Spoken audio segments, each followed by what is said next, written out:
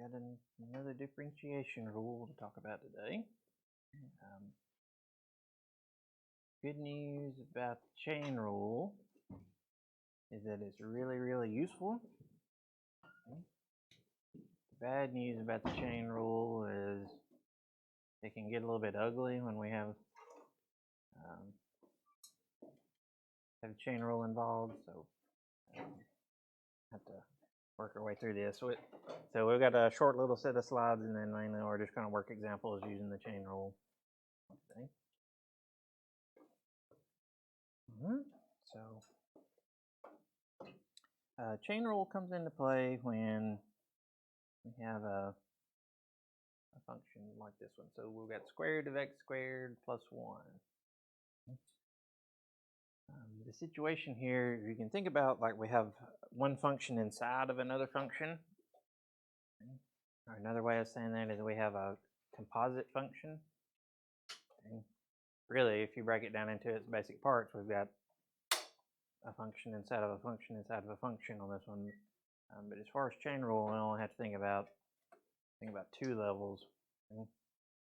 So the way we would break this one down is that we have this function x squared plus 1 inside of the function square root of x.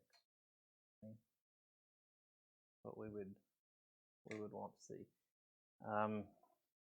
So sometimes we can think about doing a substitution for the inside function. I'm calling the inside function u. You do get some rather unfortunate notation there where we get f of u. Okay, so if we're thinking about that, then our inside function u, or you could call it g of x, it gets called that sometimes as well, would be the x squared plus 1 part. Okay. So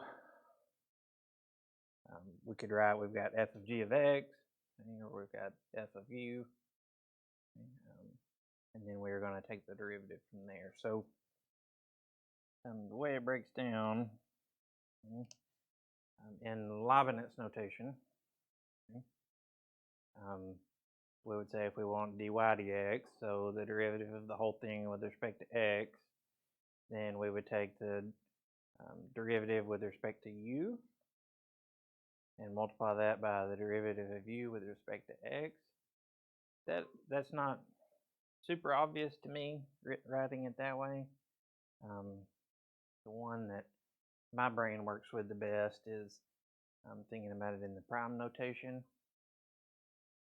And if we want the derivative of the whole function, we take the derivative of the outer portion of our function and then multiply that times the derivative of the inner portion of our function. So this part was what we were calling u, the x squared plus 1 part.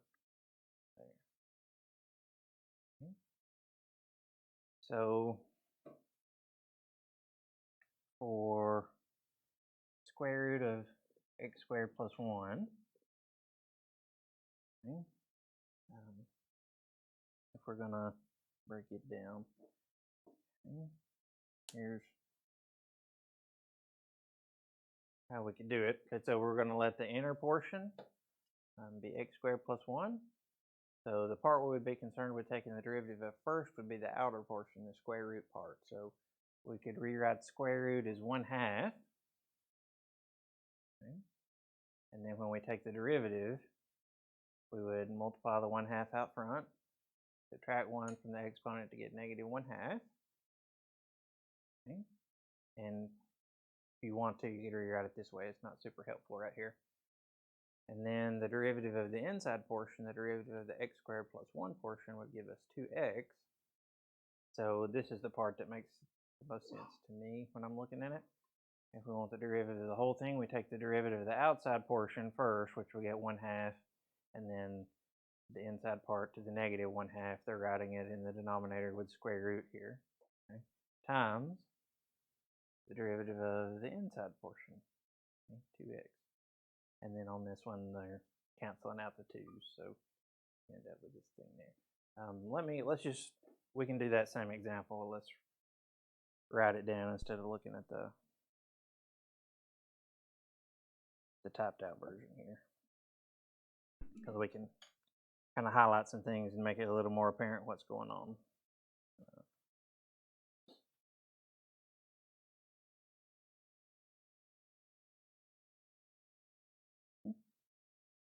So let's see. Here's our more complicated function, capital F of x.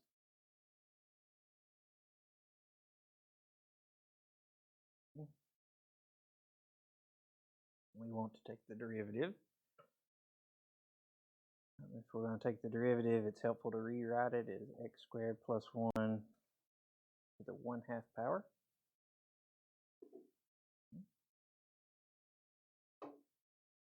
So here what I'm thinking about when I look at this one is I see I've got x squared plus 1 on the inside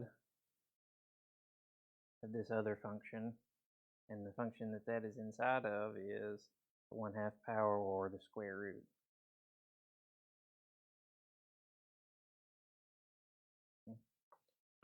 So when we go to take the derivative, we'll take the derivative of the outer portion of this thing first.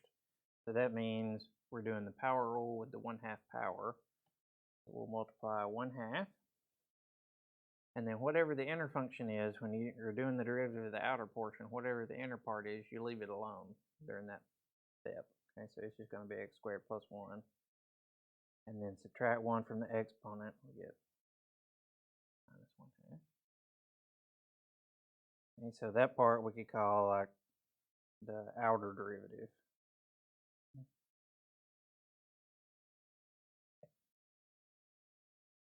And then what the chain rule says is we need to multiply that by the derivative of the inner part. So our inside part there is x squared plus 1. So the derivative of x squared is 2x, derivative of 1 is 0. And that's like our inner derivative.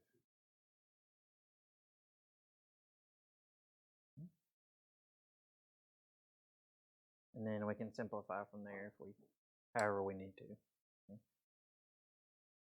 So what the textbook did there is they canceled out the 2's, right? 2 on the top, 2 on the bottom, and then got rid of the negative exponent, so that moves that to the denominator, and then change it back to square root. So you end up with x over square root of x squared plus 1. So they wrote it.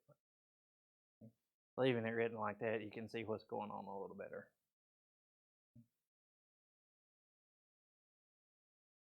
So in words, for chain rule, you can say if you have one function inside of another function, you take the derivative of the outer function times the derivative of the inner function. That's that in words. Where we get the name chain rule comes from the fact that you could have more than two functions involved. Right? You could have a function inside of a function inside of a function. And we'll have one where we go 3 steps. Okay, but then when you do it, you would have the derivative of the outermost times the derivative of the next one, and then times the derivative of the innermost. So you kind of get this chain going. Okay, when you kind of have like this telescoping action that happens with our derivatives. So it's called the chain rule. Okay. So let's go back to our slides here. Okay. That's our chain rule, that one. Okay. Let's look at another one. Okay. So just thinking about it in Leibniz notation, they're saying we're going to take the derivative of the whole function, so the outer portion, with respect to u, so that means we leave the inside part alone.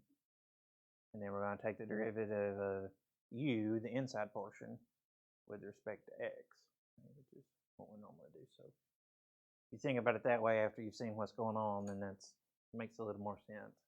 Okay. But both versions of the rule mean the same thing, it's just two different notations. Okay. So it just says the same stuff we said. We think about the chain rule with trig functions. Like on this one, if we're thinking about sine of u, where u is some other function, then we could write down our derivative would be cosine u du dx, okay, in prime notation. Okay. You could write the same thing down. You could say if we want the derivative of sine of u, where u is some other function, then it would be cosine of u times u prime. So times the derivative of whatever we've got inside the sine function. Something to think about is this doesn't change our trig derivative rules, because if we have sine of x, okay, technically we could think about that as being just like 1x inside the sine. So then our derivative, we take the derivative, it still works. So we would take cosine, leave the x alone, times, and then what would the derivative of the x be? Since it's 1x, it would just be 1, yeah. So really, our trig derivative rules are just special cases of the chain rule, where our coefficient's 1. So we just get cosine x. Okay, there it is down there in this other notation. Okay. Again, the prime notation just works best with my brain for writing these rules down. The Leibniz notation is very useful, just not so much for writing down and trying to remember a rule for me. Okay. If we think about the power rule, if we think about combining it with the chain rule, and we're saying if we have some function raised to a power, and that's really what we did with the square root. We had it raised to the 1/2. Then what we would do is we multiply the power out front, leave the inside stuff alone, whatever u is, subtract 1 from the exponent, and then we multiply by the derivative of the inside. So that's what we did on the one with the square root. Okay. We put the 1/2 in front, subtracted 1, so we got negative 1/2, but we leave the inside part alone, the x squared plus 1 part on that one, and then times the derivative of x squared plus 1. Okay. That's with the chain rule. Okay. So let's look at another one. This one we've got x to the 3rd minus 1 to the 100th power. So let's just go over to our scratch paper and work on that one. So x to the 3rd minus 1 to the 100th power. We want to find either y prime or dy dx, however you want to write it now.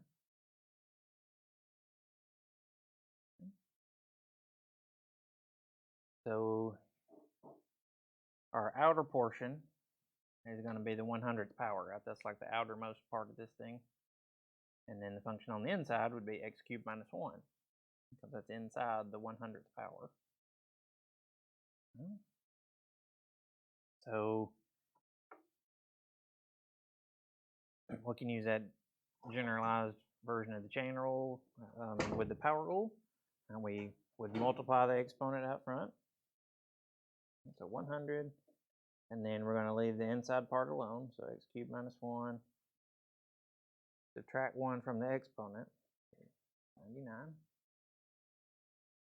So that's like taking the derivative of the outer function, and then we're going to have times the derivative of the inside part, so we need the derivative of x cubed minus 1. What's our derivative for that part? 3x. Okay. So there's our derivative. to make it look a little nicer, and we can clean that up a little bit. We can do the 3x times the 1, 3x squared, yeah, it is 3x squared, yeah. So it's subtract 1 from 3 and get 2, you're right, thank you. So then if we clean that up a little bit, we do the 3x squared times 100, 300x squared times x cubed minus 1 to the 99th. Okay. That's not changing any value, we're just simplifying a little bit. Okay. We get our derivative. That's our derivative there. General is really powerful because it is not at all obvious. Just looking at the problem that we're going to get a derivative like this. And without the chain rule, what would we have to do to be able to find that derivative? We've done a few like this, just with smaller exponents. We would have to figure out, we'd have to multiply out x cubed minus 1 times itself 100 times. Okay. So that would not be fun. It would be really long. So it's really nice to be able to use the chain rule in cases like this.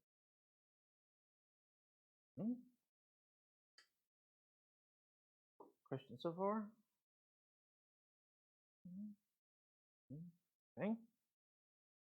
So let's get back to our slides. Now that we've mentioned e to the x, we've got to talk about e somewhere in here.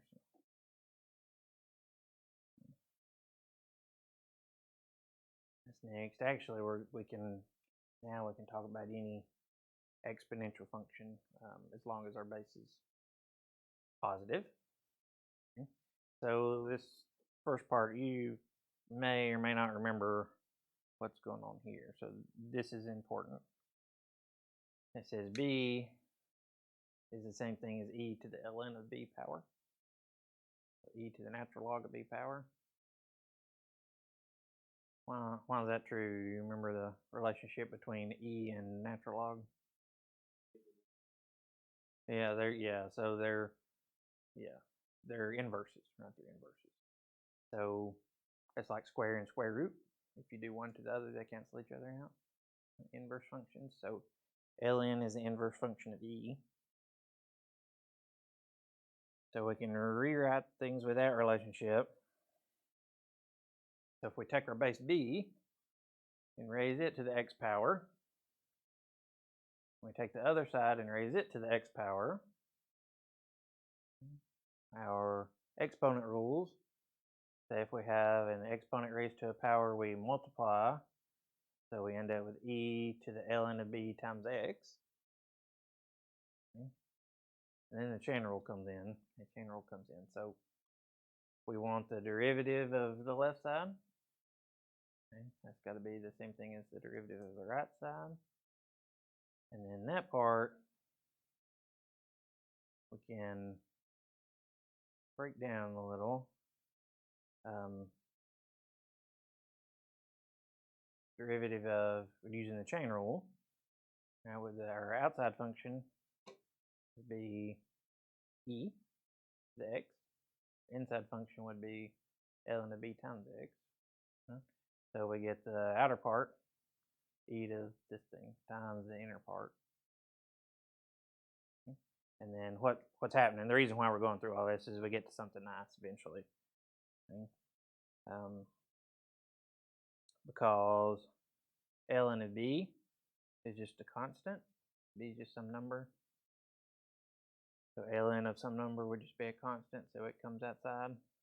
So we just get the derivative of x there, so that would just be 1. So the bottom line, okay, is we get to this. So if we want the derivative of some number to the x power, it's that number to the x power times the natural log of that number. Okay. That's our formula down here. That works for any positive base.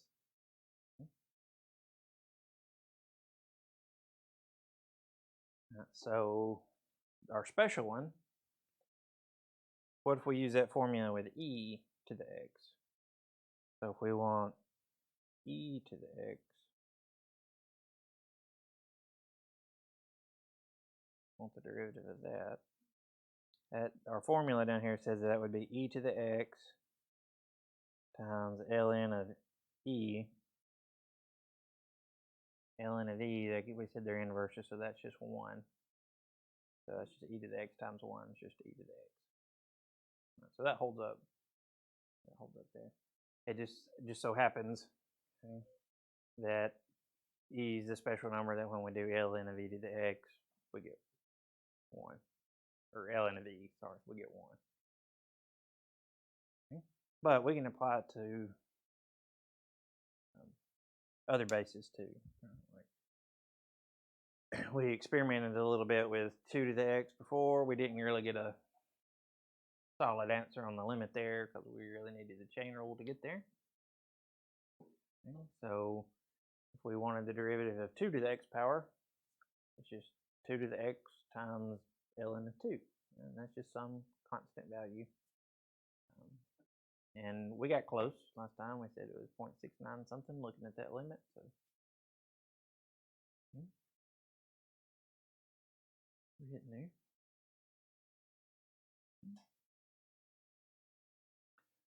All right. That's chain rule basics. Chain rule basics. Let's do some other examples, and then we'll come back to this idea of adding another link to the chain here.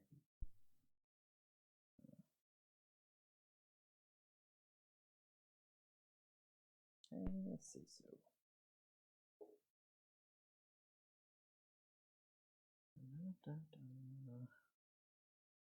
let's see. What about this one?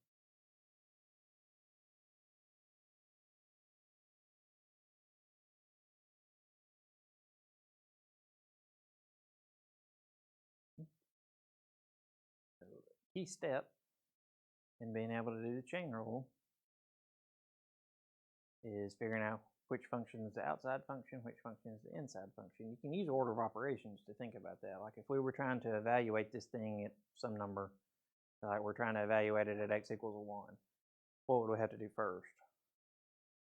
With the 1, we would have to square it, right? We have to square the 1 first, so that's our inner function. And then after that, we would take the sign of whatever answer we got. So if we're trying to find y prime here, our outer portion is the trig function sine. So we would take the derivative of the outer portion, the derivative of sine. What is it? Cosine, yeah, cosine. And it's important to remember to leave the inner part alone when you're taking the derivative of the outside part. So we'll have cosine of x squared times. Now we do the derivative of the inside part. So we want the derivative of x squared, 2x.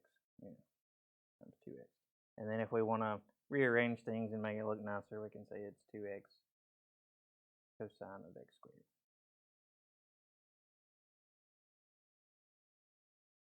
Okay.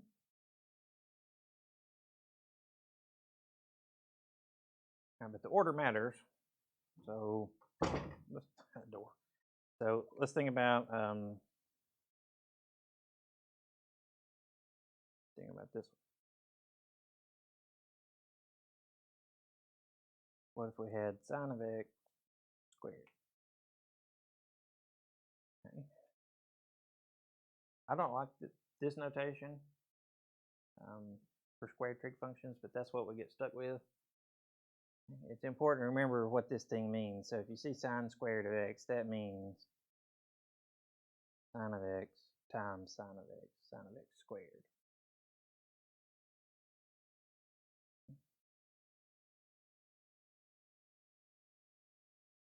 So if we're thinking about what's inside, what's outside, if we try to plug in some value for x in this function, what's the first operation we would do?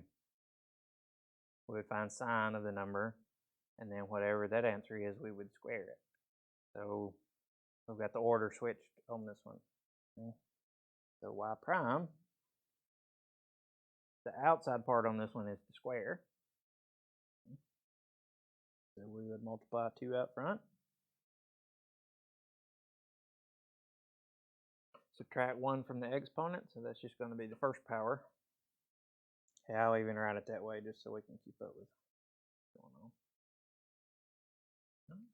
And then times the derivative of the inside portion. So the inside portion here is sine of x, so the derivative of that would be cosine of x.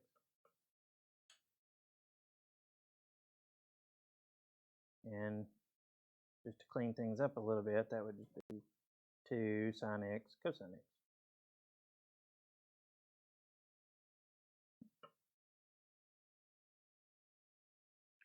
So order matters.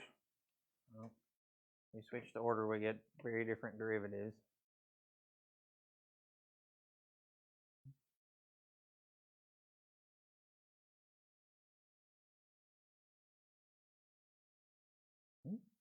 And then on these, you do have to be careful with this notation. If you're not looking at it closely, you might interpret it that way, like sine of x squared, right? But it's really sine of x times sine of x squared.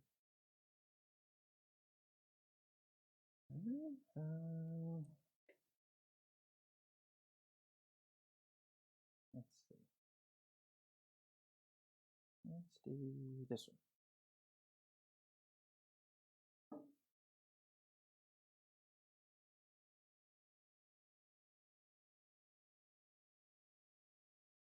We got e to the sine x power.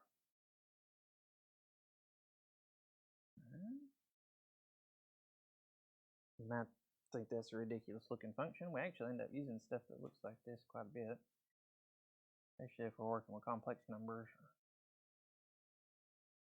polar coordinates, things like that. So e to the sine of x. So if we're trying to evaluate that, which part would we do first?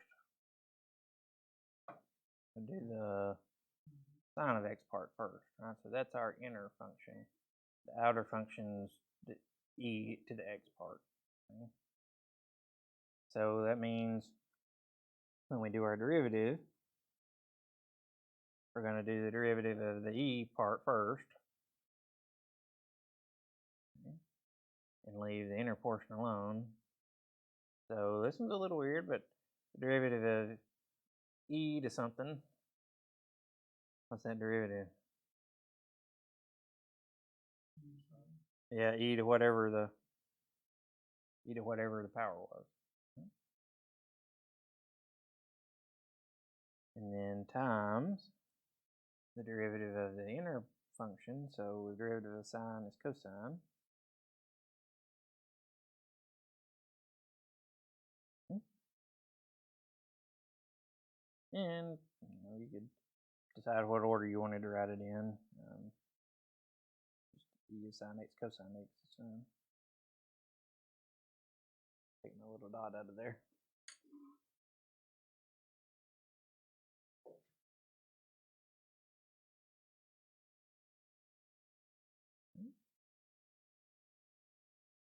Yep.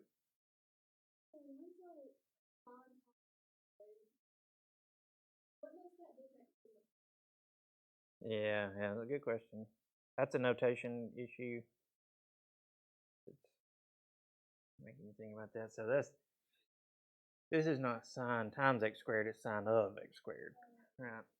Yeah. You could write it without the parentheses. You could write it that way. So sine of x squared. So sine's its own function, and x squared is like the argument sine. Yeah. So that's another thing that can be confusing about the notation with trig function. So you got to have something with sine. So the way we would have sine times something would be like sine of x times x. And so it would be like this times this. In that case. Yeah. That's a shortcoming of the notation. makes that confusing a little bit. Hmm, good question. Yep.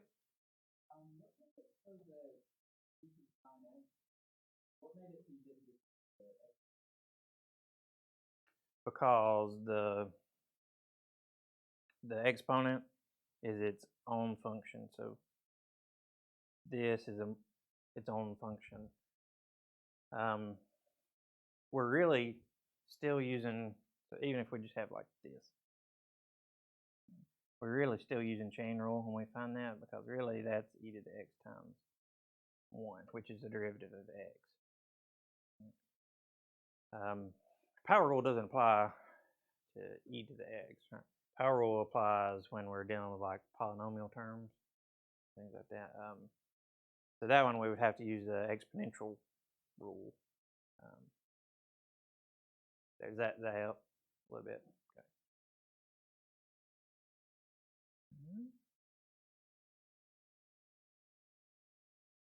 Okay. Other questions? Man, that's kind of pumped up having some questions.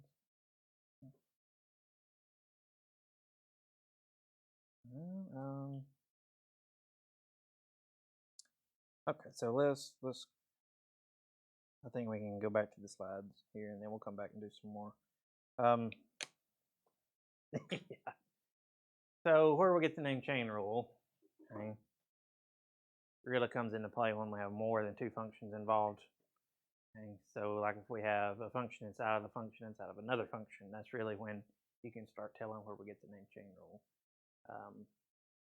So like if we had a composite function like this, okay, where one function might be f of u, but then u we could rewrite as a function of x, and maybe x is a function of t, like a function of time, if we're dealing with physics or something like that. Then how that breaks down, if we want to take the derivative of the big function, okay, chain rule says we take the outer derivative times the inner derivative. It just turns out that that inner derivative, okay, we would have to break down all the way down into derivative with respect to t. So let's look at one that's not in that Leibniz notation. Well, I thought I had it in the slide. Okay, I got one. I just thought it was in the slides, and it's not. So let's look at this one.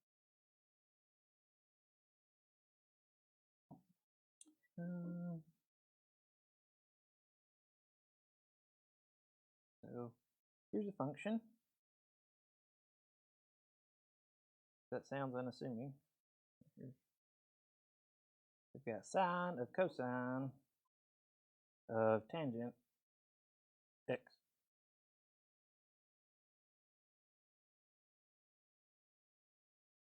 So we have multiple functions going on nested inside of each other. So the way we want to kind of map out what's happening is we want to think from the inside out, and then when we take the derivative, we'll take the derivative from the outside in.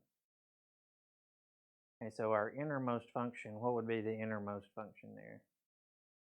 Be tangent, yeah, because if we were like trying to, maybe we wanted to evaluate this thing at pi over 2 or something like that, then the first thing we would have to do is we would have to find tangent of pi over 2, and then we would have to find the cosine of that answer, and then the sine of that answer. Okay?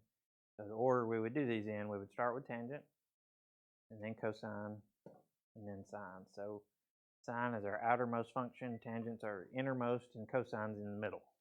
Cosine's in the middle. So we're going to take the derivative using chain rule.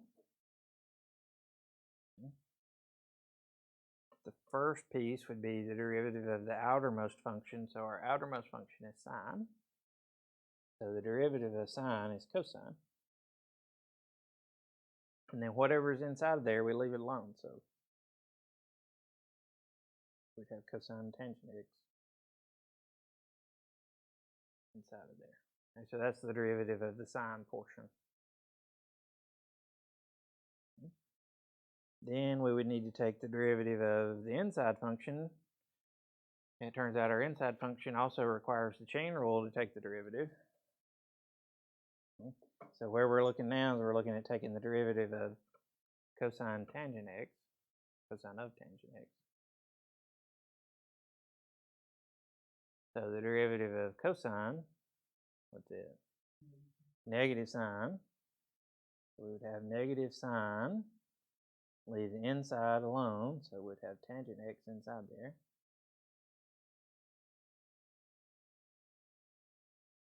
But then doing that derivative, we're still using the chain rule, so we have to take the derivative of the inside.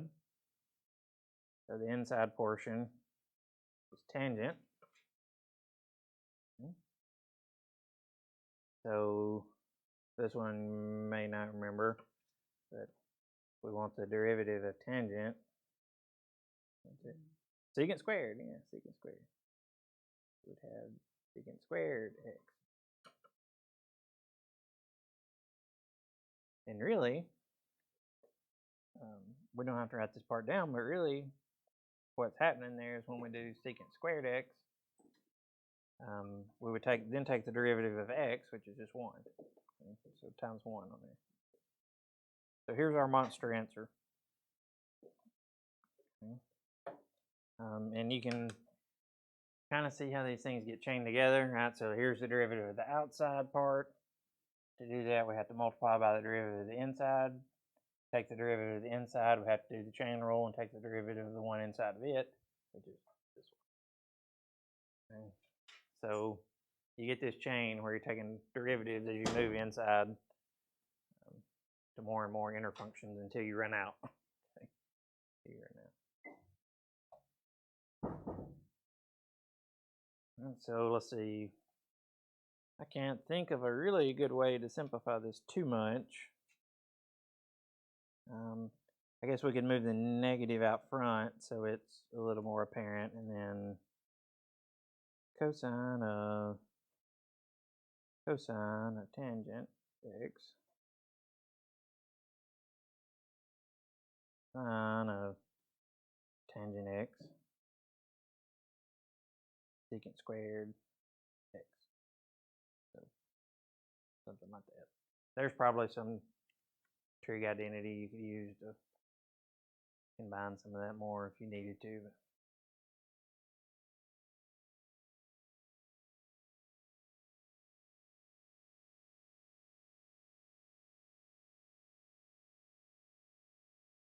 It's always kind of amazing how ridiculous these end up looking, because we've got those steps in the chain.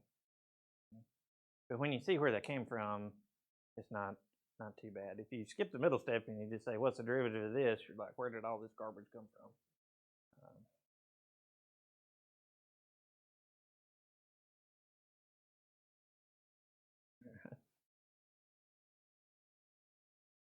Questions on that one? You follow the pieces?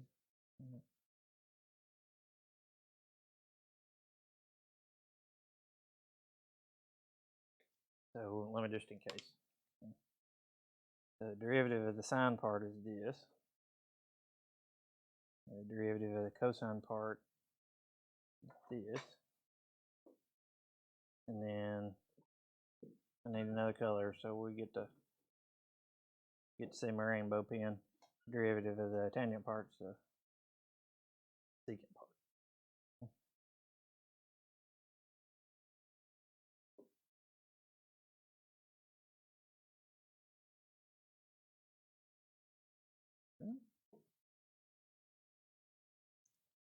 Okay.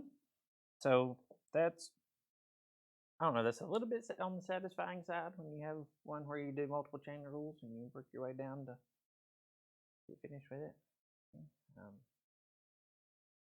And then we also can't forget our other derivative rules. And so here's where the tedium starts. Well, no, wait, let's see. I got one more before it gets ridiculous. Let's look at this one.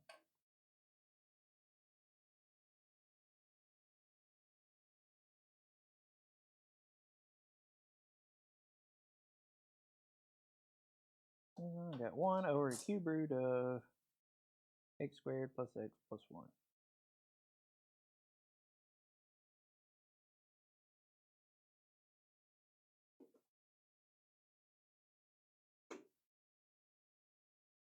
This one we could rewrite.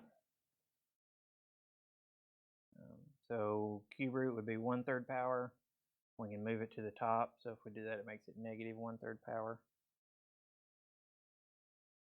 So x squared plus x plus 1 is negative 1/3 power.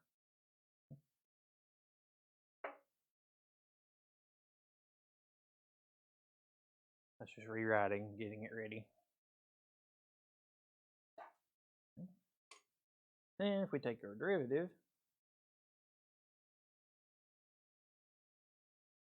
what's our outermost function on this? The negative 1/3 power, yeah, negative 1/3 power. So we can multiply the negative 1/3 up front using the power rule here. Leave the inside part alone. Subtract 1 from our exponent, so that becomes negative 4/3. And then we need to multiply by the derivative of the inside part.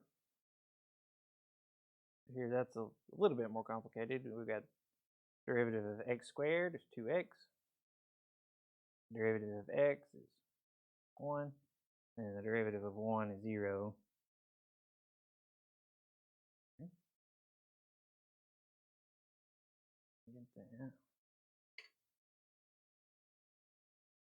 So this part's taking the derivative of the negative 1/3 power on the outside. This part's the derivative of our polynomial on the inside, x squared plus x plus 1. Right?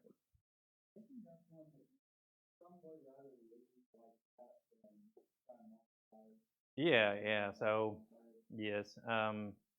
Yeah, ideally, if we don't have a good reason, we'll leave it like this. Because, yes, if you're requiring that everything's fully simplified, then on these messier ones, the simplification takes like 5 times as long as the actual calculus. So,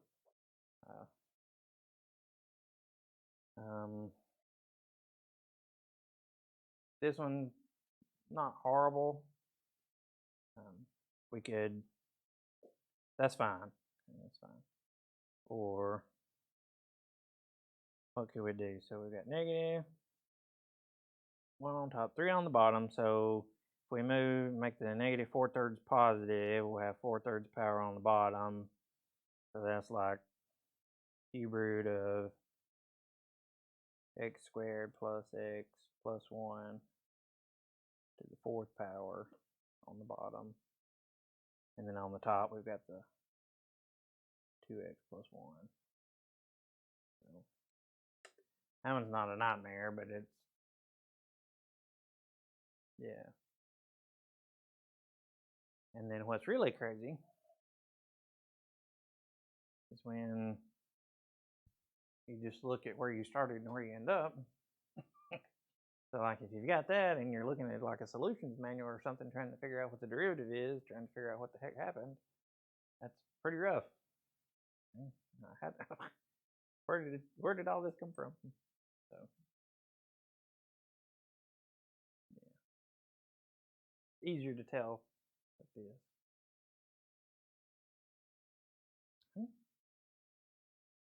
The advantage to doing the simplification is then, like if we need to, like if this is, we're trying to find the slope of a tangent line at some point. So like it's like the 0.10, something like that. We got to plug in 1, and this can be easier to calculate than having to deal with the fractional exponent. 1's not a good example because that one's not too hard.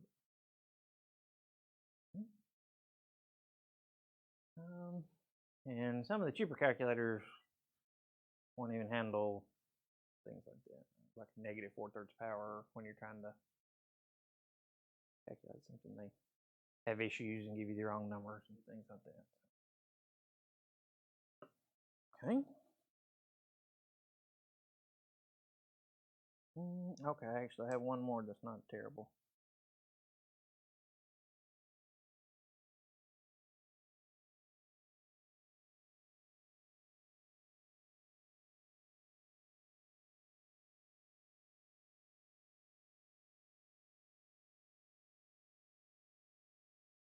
Mm, Got e to the secant of 3 theta power.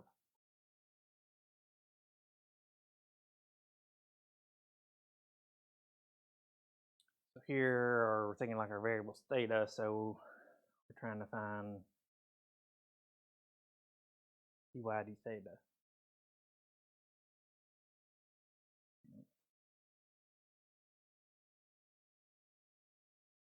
So outside part, and it's weird with the outside part is just the derivative of the e part, so it's just e secant 3 theta.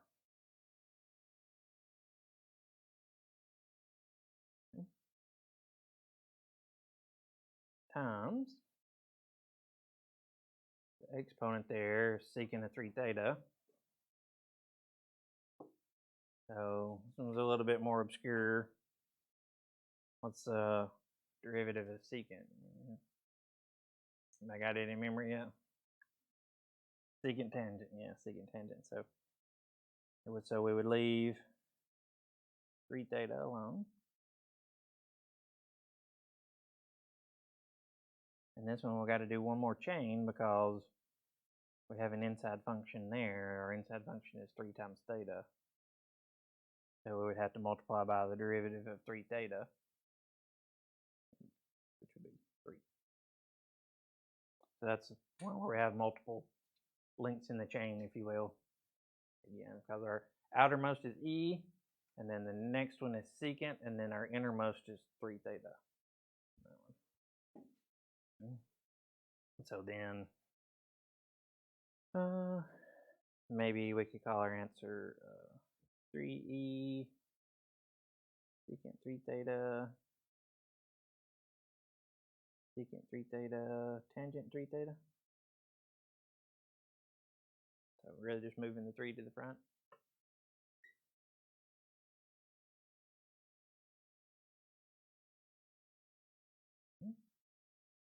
And again, there's probably some trig substitution where you can rewrite it slightly shorter or something. That's good.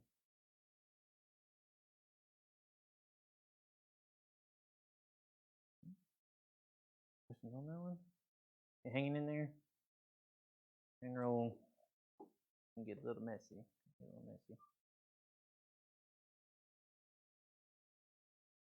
Okay. So let's say I haven't worked out the one through done. That one.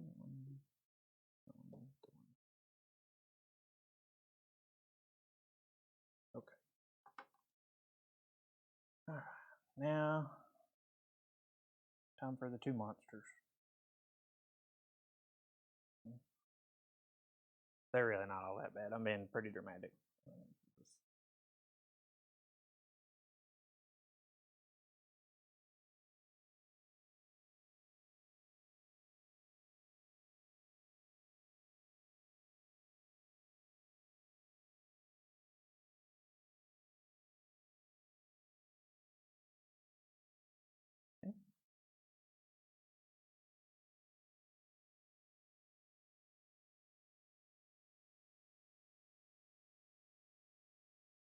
So this one, we're definitely combining 2 rules. And because we do have one function inside of another function, so we have chain rule involved, and then what else do we have involved? Quotient. So we've got quotient rule involved. We do have some options on how we could tackle this thing, and I'm not real sure which way comes out cleaner. What I'm thinking is, the way it's written, our outermost function is the 9th power. Innermost function is this quotient, where we'd have to do quotient rule. So we could multiply the 9 out front, subtract 1 from it, and then when we go to do the derivative of the inside portion, we have quotient rule. That's probably actually the best way to do this one. But my thoughts are, you may think of another way we could write that. If we raise a fraction to an exponent, what does that mean? Another way we could write that would be t minus 2 to the 9th over 2t plus 1 to the 9th. Those are equal. So the difference there would be that, looking at this, we have a quotient, so we need quotient rule. But when we go to take the derivative of the top or of the bottom, we have chain rule involved. Okay. So you will get equivalent answers. One may be very much uglier than the other. And I think probably on this one, I think maybe this one will be a little cleaner.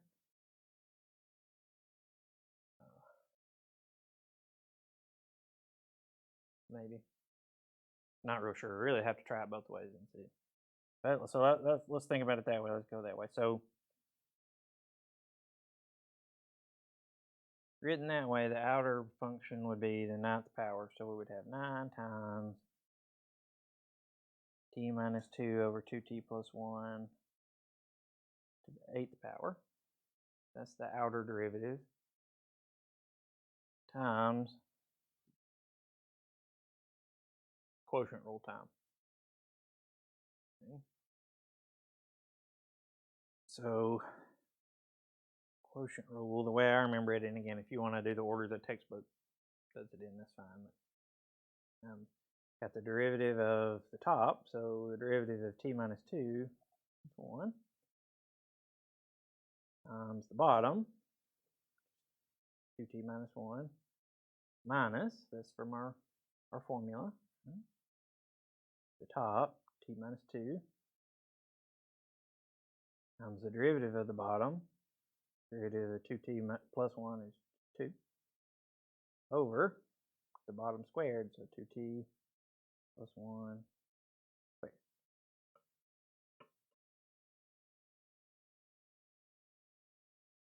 And if I remember correctly, that's the version the textbook does.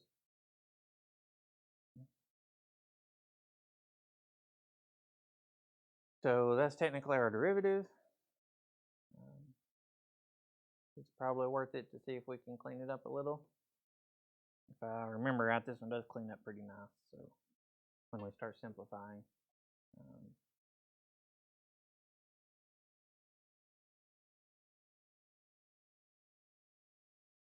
so let's see, on the top of that quotient rule, that's 2t minus 1 minus 2t plus 4.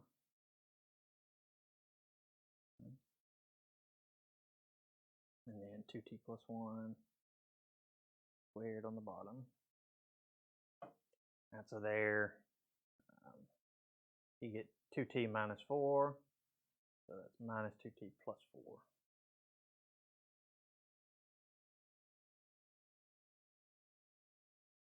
And what's nice about that?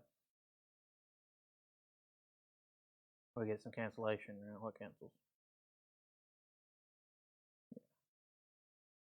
Did I, hang on 1 second. I got a mistake there. It's up here. I copied it, but it's up here. What I miss? That's a good practice. Yeah, it's plus 1. It's 2t plus 1. Because the bottom is plus 1. And it's plus 1. Okay. Yes, luckily we didn't have to mark everything out and start over. So those do cancel. That leaves us 5 on the top. So we end up with this. We end up with, and I'll tell you how we get there, but we end up with 45, right? The 5 over here times the 9, 45. And then t minus 2 to the 8th, that comes from splitting this up to t minus 2 to the 8th over t plus 1 to the 8th. And the reason why we would do that is because then on the bottom, we can write it as 2t plus 1 to the 10th. Because we'll have 2t plus 1 to the 8th times 2t plus 1 squared. Add those together and you get 10th power. So that's kind of nice if you get all that worked out. Sure, no problem. You think. Okay. So that one's nice. Okay, when you put in a little bit, not not terrible effort on simplifying, you get this is much nicer than that.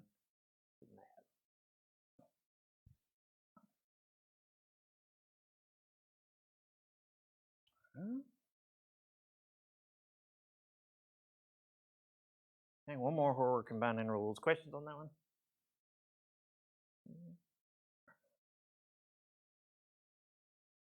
One more where we're combining rules here.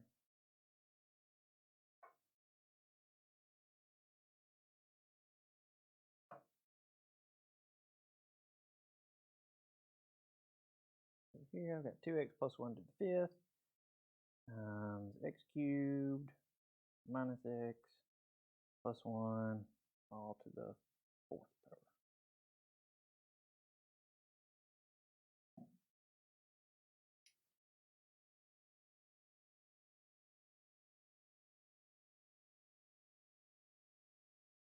So if we are diagnosing our situation here,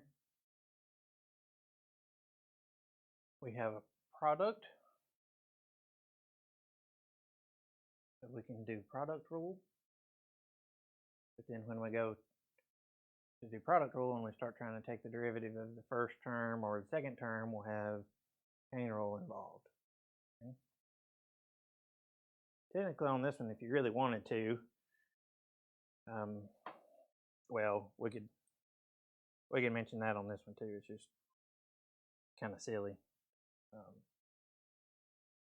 On this one, if you really wanted to, you could write that out 9 times and just not do chain rule. Okay? And then you would have just 9 quotients times each other. So you'd have 9 product rules to do, each one with a quotient rule involved. That would be pretty silly to do that. On this one, it's not quite as illogical to do, but we could get away from doing chain rule. We could write out 5 of these and 4 of these and then do a bunch of product rules. Have a big long product rule. We don't want to do that either. So we can do product rule with chain rule involved.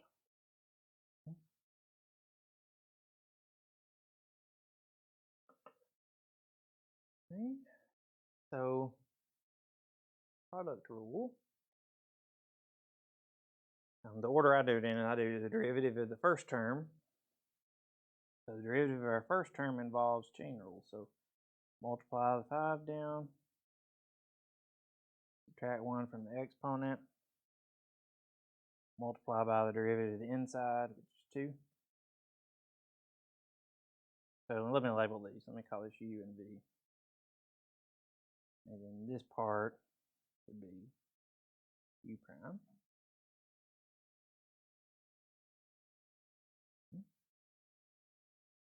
And then we can copy down the second one.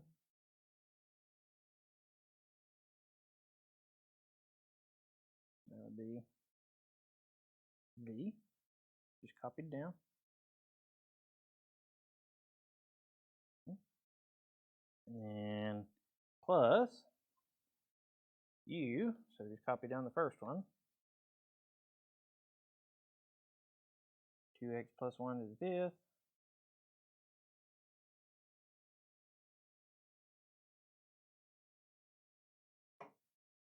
And then we need the derivative of the second term, so the derivative of v. So doing that, we would multiply the 4 out front of the parentheses, leave the inside alone. So x cubed minus x plus 1. Subtract 1 from the exponent to get 3. And then we need to multiply by the derivative of the inside part there. So the derivative of x cubed is 3x squared. The derivative of negative x, what's that going to be? Negative 1. And then the derivative of 1 is 0. So here's our b prime. Again, if you do it in textbook order, I think they do u v prime, v prime u, something like that. That's how they would. It's all equivalent. So look at that thing.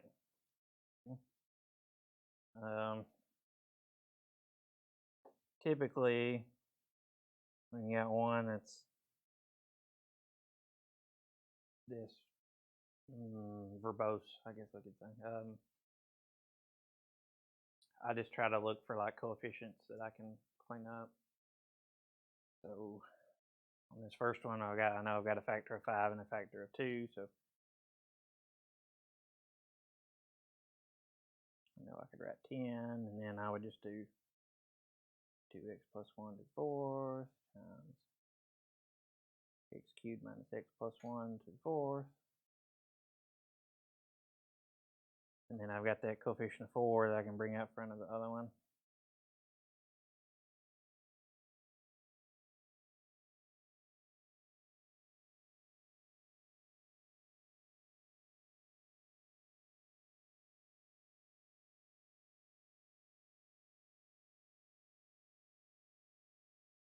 I think, if I remember correctly, the textbook like does something goofy, like factors out a factor of 2 times 2x plus 1 to the 4th, or something like that. Oh, I left off an exponent there.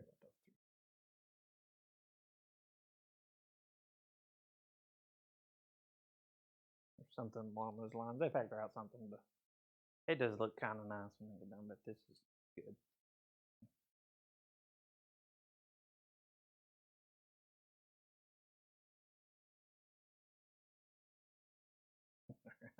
Questions on that one? It's not. So the thing about it, okay, if you just step back and look at this, this is ridiculous. But the thing about it, each little step we're doing is not all that bad. It just so happens we have a bunch of little steps we're doing, so we end up with this messy looking thing when we get to the end.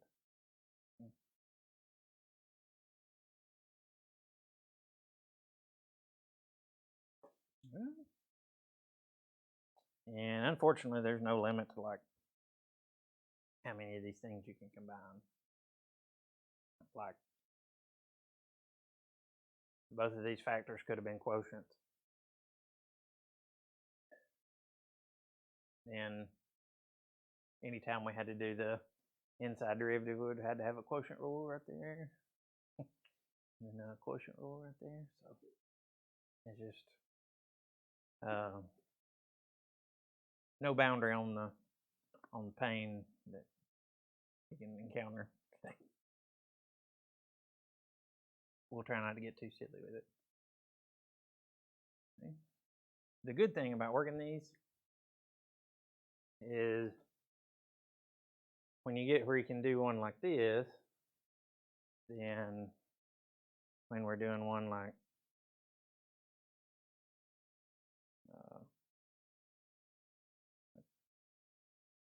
this one, it doesn't seem like a big deal anymore. Yeah. So it's just, oh, we're done. But that's kind of nice. Like training your brain to do a marathon so that you can, make it to your car out in the parking lot. It makes it seem super easy to get out there then after that. Okay. Questions? Anything? All right, that should have you fairly well prepared. So we'll Call it a day. Call it a week.